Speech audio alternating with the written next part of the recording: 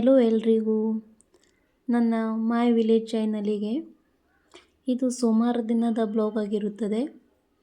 ಹಾಗೆಯೇ ಬೆಳಿಗ್ಗೆ ಎದ್ಕೊಂಡು ಹೊರಗಡೆ ಎಲ್ಲ ಕ್ಲೀನ್ ಮಾಡಿ ಸಿಂಪಲ್ಲಾಗಿ ರಂಗೋಲಿಯನ್ನು ಬಿಡಿಸ್ತಾ ಇದ್ದೇನೆ. ಹಾಗೆ ನಿಮಗೆ ಇದು ರಂಗೋಲಿ ಹೇಗೆ ಅನಿಸ್ತು ಅಂತ ಹೇಳಿಕೊಂಡು ಕಮೆಂಟ್ ಮೂಲಕ ತಿಳಿಸಿ.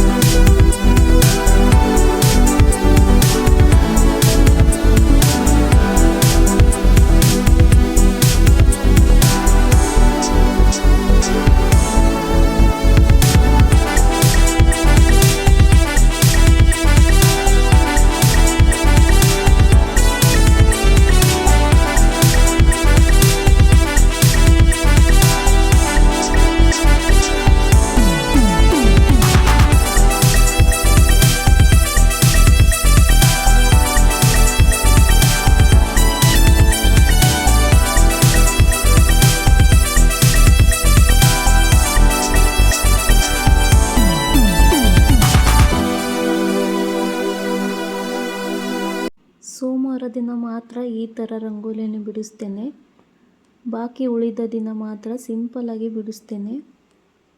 ಹಾಗೆಯೇ ಸೋಮವಾರ ಇರೋದರಿಂದ ಬೆಳಿಗ್ಗೆ ಬೇಗನೆ ಪೂಜೆ ಮುಗಿಸಾಗಿದೆ. ನೀವು ಯಾವ ಥರ ಪೂಜೆ ಮಾಡ್ತೀರಿ? ಒಬ್ಬರೊಬ್ಬರು ಒಂದು ರೀತಿ ಪೂಜೆ ಇರ್ತದೆ. ಹಾಗೆ ನಾನು ಈ ಥರ ಸಿಂಪಲ್ಲಾಗಿ ಪೂಜೆ ಮಾಡುತ್ತೇನೆ. ಸೋಮವಾರ ಮತ್ತು ಶನಿವಾರ ಎಲ್ಲ ಕ್ಲೀನ್ ಮಾಡಿಕೊಂಡು ಪೂಜೆಯನ್ನು ಮುಗಿಸ್ತೇನೆ. ಬಾಕಿ ದಿನ ಎಲ್ಲ ಹಾಗೆಯೇ ಪೂಜೆ ಮಾಡುತ್ತೇನೆ.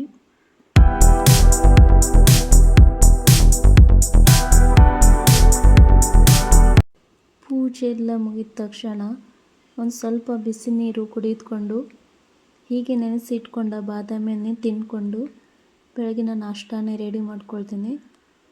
ಹಾಗೆ ನಾಷ್ಟ ಎಲ್ಲ ರೆಡಿ ಆದಮೇಲೆ ಸ್ಕೂಲಿಗೆ ಬಿಟ್ಟುಕೊಂಡು ಬರಬೇಕು. ಆನಂತರ ಬಾಕಿ ಮನೆ ಕೆಲಸ ಎಲ್ಲ ಮಾಡ್ಕೊಳ್ಬೇಕು. ಸೊ ಫ್ರೆಂಡ್ಸ್, ಇವಾಗ ಅಡುಗೆಯನ್ನು ಮಾಡ್ಕೊಳ್ತಾ ಇದ್ದೇನೆ.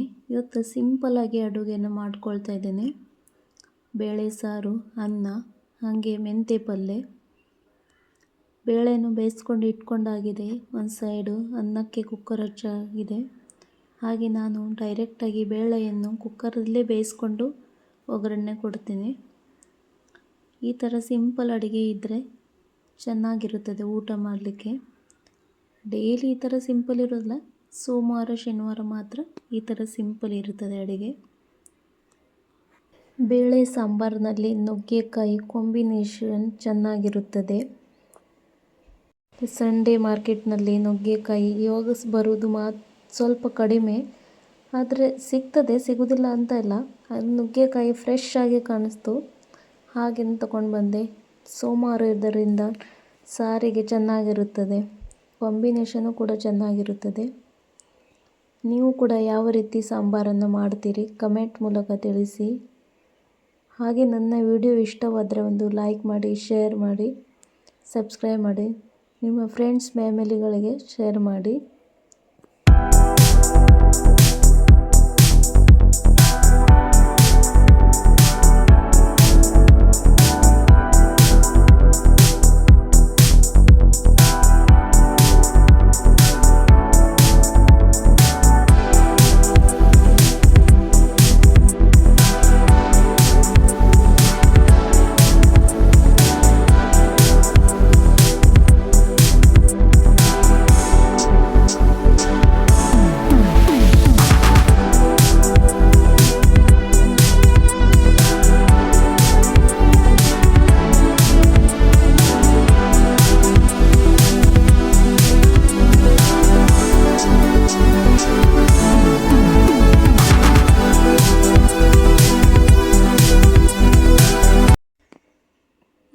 ಕಟ್ಟಿಂಗ್ ಮಾಡ್ಕೊಂಡು ಇಟ್ಕೊಂಡಿದ್ದೆಲ್ಲ ಆವಾಗಲಿಂದ ಅವಾಗೆ ಕ್ಲೀನ್ ಮಾಡ್ಕೊಳ್ತೇನೆ.